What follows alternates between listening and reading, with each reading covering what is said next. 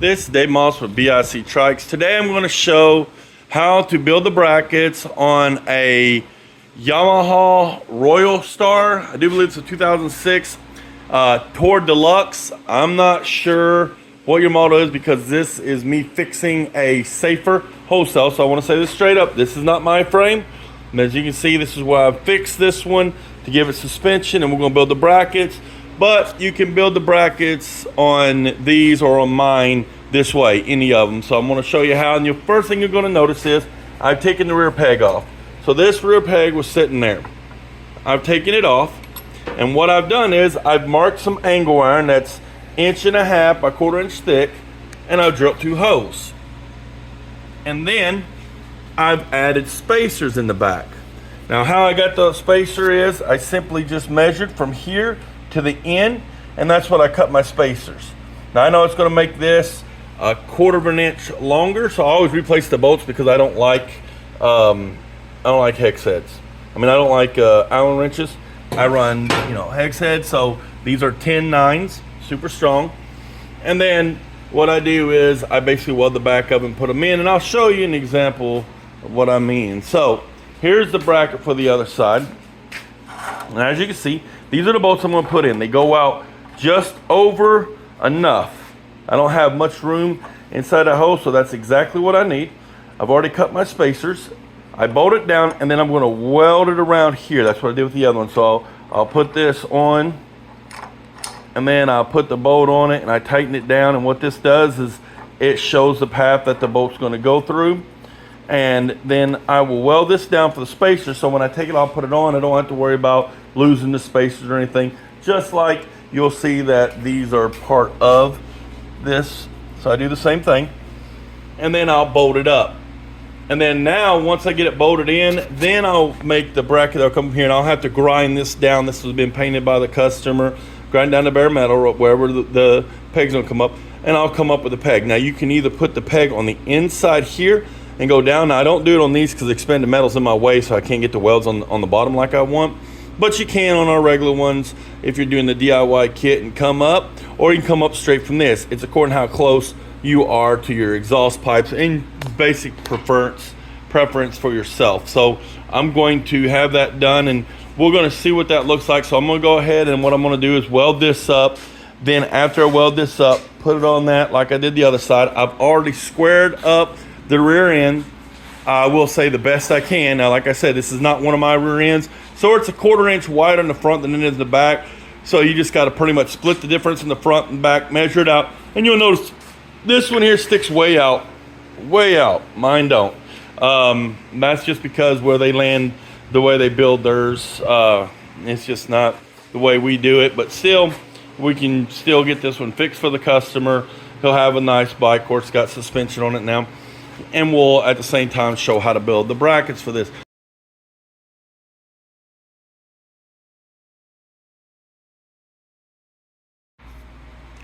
Okay, so what I do is I measure from here, because I'm going to go on this. If you decide to go on the side, you measure from the bottom there up to this here. What I do is I put a level on this thing, stick it out, and I measure.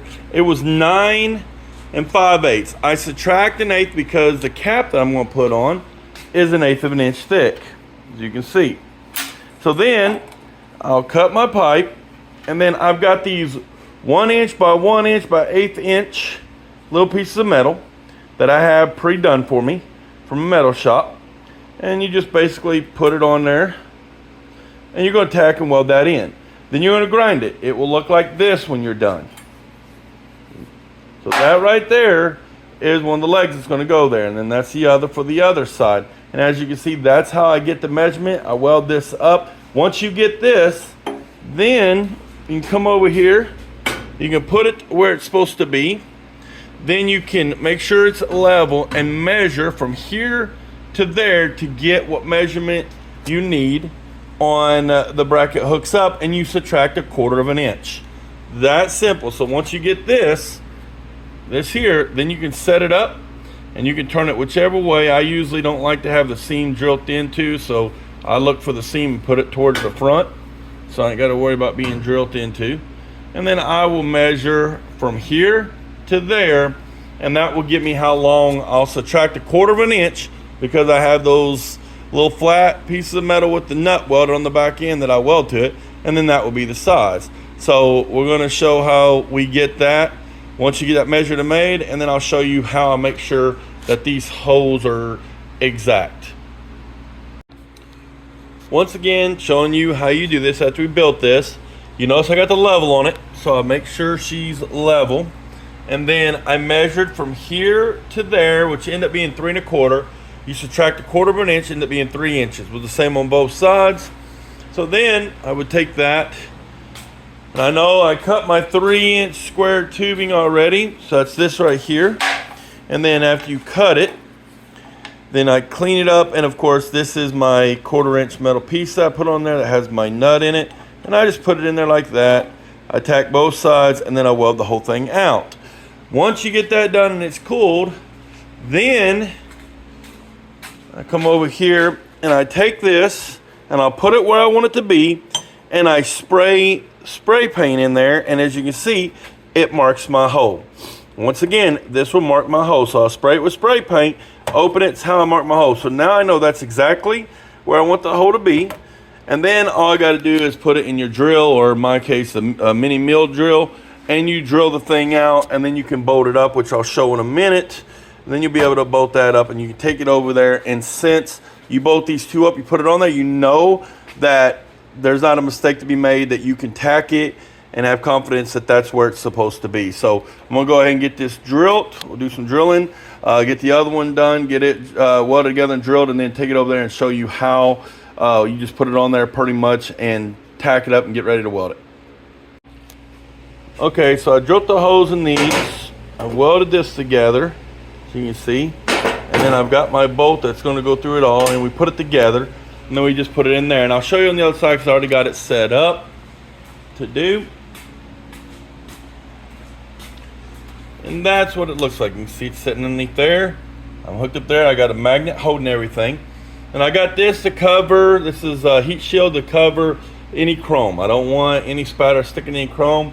And then I also got some spray that I spray in areas that I think it might get a little spatter on, like this here.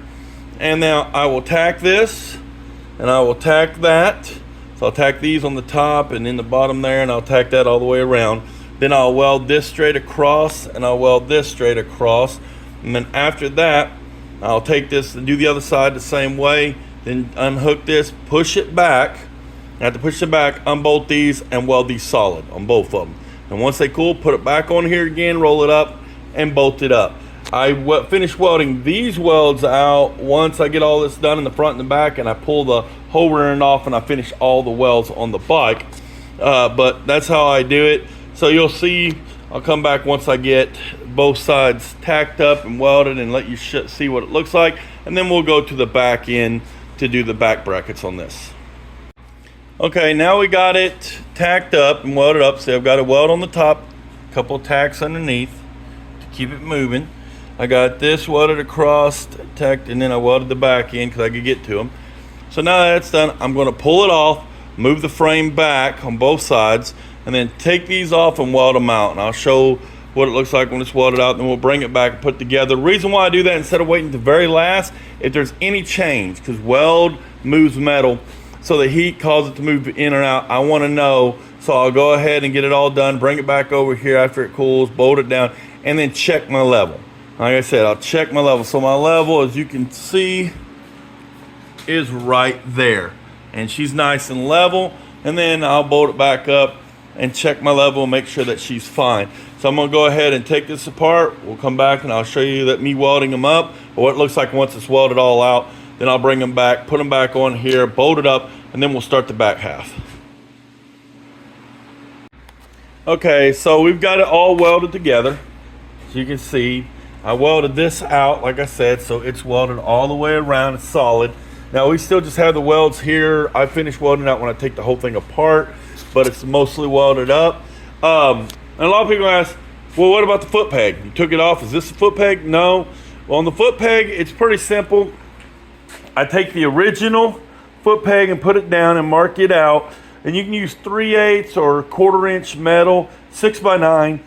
And I mark it out, and then I plasma cut it, and then clean it up and make it look like that. And then you can get this rubber top that you put on there, you can glue onto it from like Harbor Freight and such. It's for steps, but I usually get that rubber. This one here, the customer's gonna do it because it's not gonna get painted or powder coated.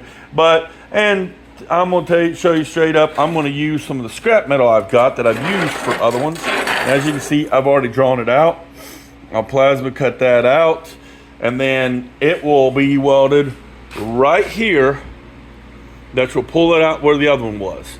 So it'll be more towards the front, because if you remember correctly, the other one came out to here because you don't want two back there. So I'll put it exactly where I seen the peg at, and I'll weld it onto this, and it'll come out, and then they'll put once they paint it, they'll put the rubber top on there, and voila, you've got a foot peg. So I didn't want to show that. So now we're going to the back side, and we're going to start doing the back of this here. I just did that, my bad. And what I do, it's pretty simple. I put a magnet, a level, that's a magnet, has a magnet on it, and I get this thing level. Now this is gonna be a little harder because they have those stupid brackets. Okay, there you go. Now look at it. Now this, I'm gonna have to, because on this one, my normal ones, this is not my frame, once again, this is an outlaw kit. So I have this expanded metal stupid crap. So it's 1/4 of an inch from there to there, so I'll remember to take away 1/4 of an inch when I measure this out. But what I'll do is I'll measure this from the bolt. And right there you can see the bolt I'm going to hook into with an angle iron that's 1.5 inch by 1/8 inch thick, or you can use a 1/4 inch flat stock. It doesn't matter because it's not going to bend this way, it's going to keep them going up and down. So you can use a 1/4 inch flat stock on this, or you can use an 1.5 inch angle iron. It's really preference. I've used a 1/4 inch flat stock when I didn't like how the angle iron would go in this thing. This one here, I might use a 1/4 inch flat stock. It'd be 1.5 by 1/4 inch, so you can bolt into it. And then the length I need, I'll get right here. Excuse me, I'm trying to do this while I record. But I can just simply take this above the bolt, look at it, and measure it. And I can see that this would be, take a 1/4 inch off. So you're looking at 6 1/4. So I will cut it 6 1/4 and come down. Like I said on this one here, you can use 1.5 inch angle iron, or you can use flat stock. If you use the flat stock, use 1/4 inch. If you use an 1.5 inch angle iron, you can use 1/8 inch. That's up to you. This one here, these things are hard to deal with on the angle iron, so I'm just going to go ahead and use flat stock on it, and I'll show you how to do it. So we'll get that taken care of, and I'll show you each step. So now we know that we are 6 1/4, so I'll cut my flat stock 6 1/4. I'll drill the hole for here, and then I'll drill the hole on the bottom end for the one I'm going to be coming out with this. And once again, not my frame, so I'm going to have to grind this to get it down the metal so I can paint, so I can weld on it. So we'll go ahead and come back when I get that done. Okay, so what we've done is we basically put this thing right in here and marked it. So that's how I got my hoe. Focus, not want to work. And then I went ahead, and what I usually do, because I've already got these measured to be level, I'll go ahead and put this, mark it, and drill the second hole. So then I'll put the bolt in through it, and then you do have to go longer, as you can see. And I like vinyl nuts, so I don't have to worry about loosening up on me, versus their original bolts are always too small. They got little caps on them. Some don't have caps, but if you're doing the 1/4 inch flat steel, you'll have to replace the bolts that are in there and put in, get ones that are at least 1/4 inch longer, if not a little bit more than that. If you're doing the 1/8 inch angle iron instead, you don't have to replace that 90% of the time. So it's just preference. Like I said, I started using these on these hard, so I don't have to do any grinding on them. It takes less time. So you see how that's built, and this is what it looks like when it's on there. So I've already put that in. You can see the vinyl nut and that on there.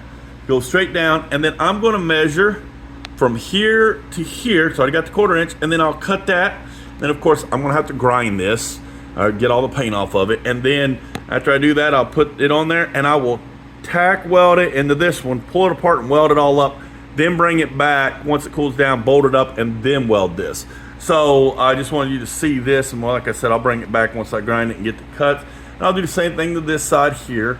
And then also, just to let you know, when I do these, before I tighten them up, before I do the marks, I go ahead and put a level on it and then make sure it's level.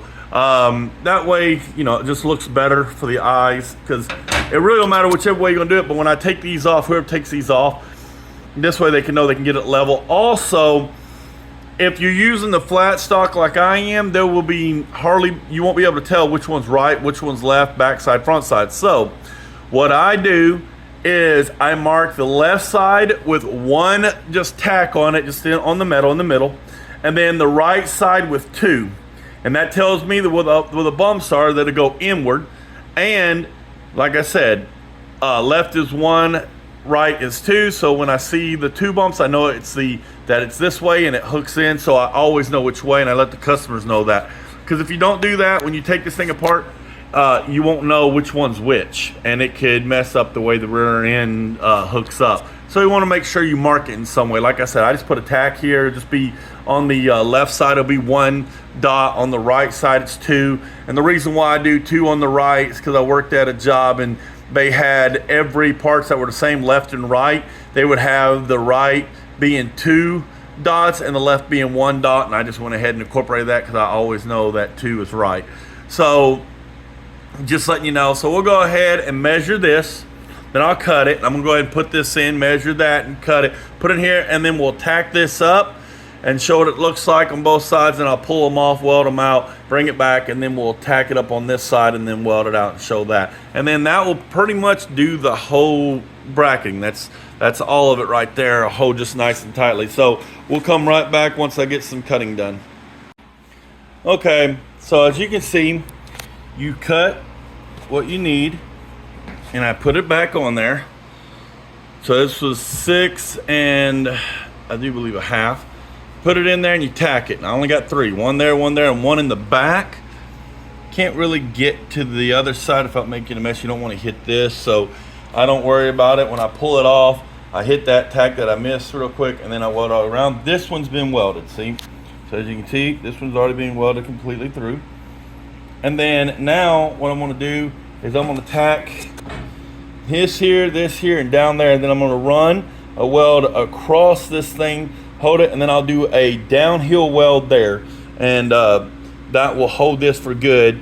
And then same thing on the other end, and then I'm done with the bracketing for now. I'll do the fenders, get the fender brackets and the fenders put on, and then I take this thing off, take the axles off of it, the wheels, tires, the fenders, everything, and then I weld everything out. So then it gets welded completely out, and that's it. Now, if you're wanting to know how to build the fenders, when you order a DIY shippable kit, if you order the fenders from us, it's $100, but you do get access to a video that shows you how to build the fender brackets from scratch, because they're all pretty much the same if you get the black plastic fenders.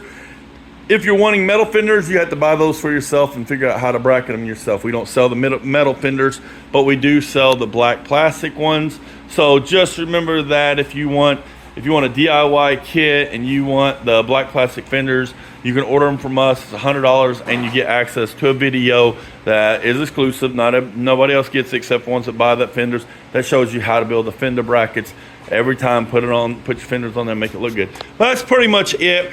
All I'm going to do now, and I don't really need to show it, is I'm just going to simply weld that one up there. I'll take that off and weld it up, and then I'm just going to do those tacks I said, weld this, do the same thing there, weld that, and then this thing is done as far as bracketing.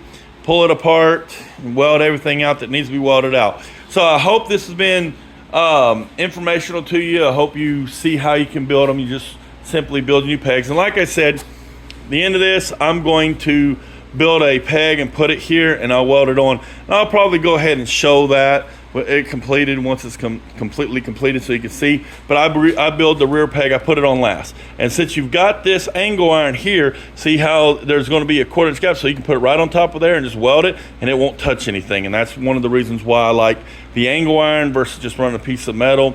And also it doesn't twist as easy. So pretty strong, pretty stout, works out pretty good. And as you can see, just I'm not even welded up yet, but she's still stout.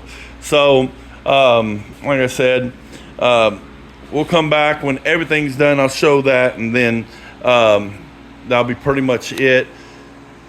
So we'll come back shortly.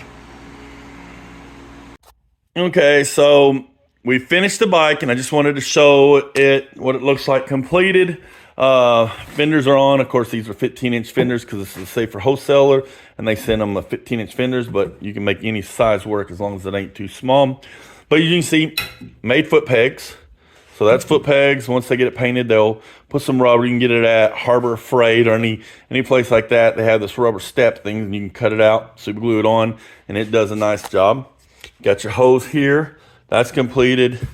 And of course, back here, showed how I did that. And once again, if you use angle iron, you don't have to mark it, but if you don't, using a flat bar to keep yourself from getting mixed up, I do 2 dots for right, 1 dot for left, and they always go to the end towards the tire, to the inside. So I'll know when I take it off. I'll tell the customer that because he's going to take this apart to paint it.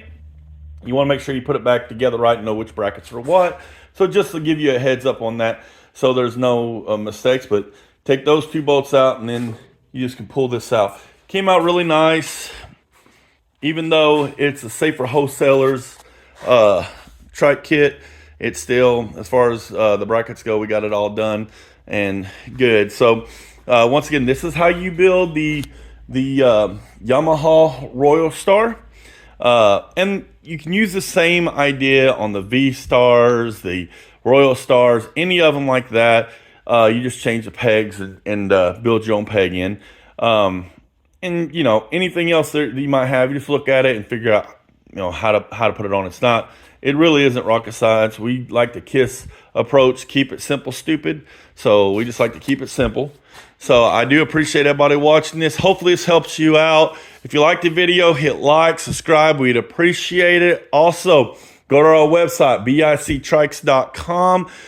There's our price list. You can see our DIY shippable kit. And we also have merch on there, trying to get our brand out. So buy a shirt, you know, support our brand. We'd appreciate it. And we just appreciate all the love we've been getting lately. A lot of comments and such, so we always appreciate that. Also, remember, you can call me at 765-242-6651 if you have any questions or want to place an order. BIC Trikes stands for Brothers in Christ, where Jesus Christ gets all the glory. Thank you so much, and God bless.